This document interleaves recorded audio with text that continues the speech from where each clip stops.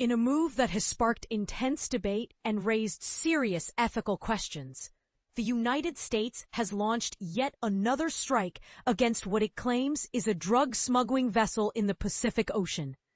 But here's where it gets controversial. This marks the second such attack in as many days, bringing the total death toll to 5, and that's just this week.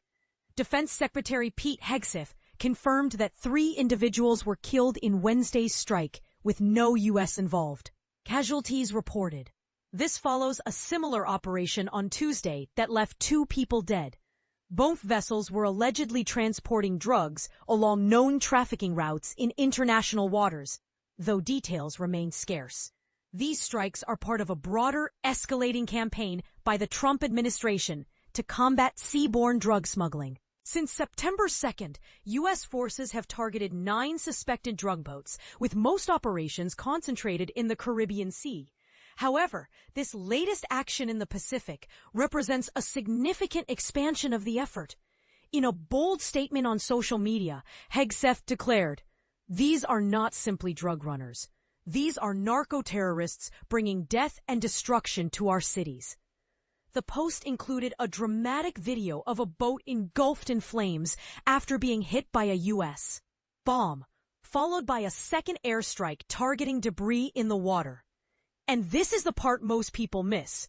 President Donald Trump has asserted that he has the legal authority to continue these strikes in international waters, but may seek congressional approval if operations expand to land-based targets. "We're allowed to do that, and if we do it by land, we may go back to Congress," Trump told reporters in the Oval Office.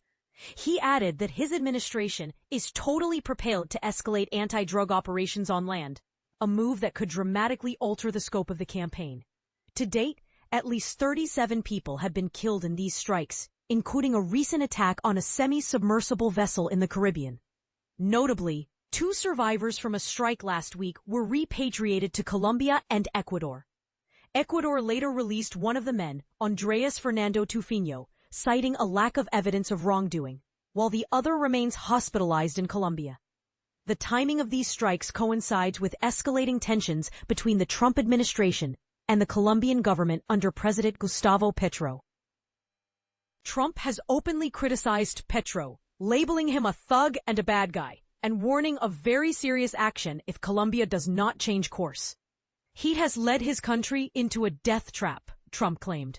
On Sunday, he went further, denouncing Petro as an illegal drug leader who is strongly encouraging the massive production of drugs in Colombia.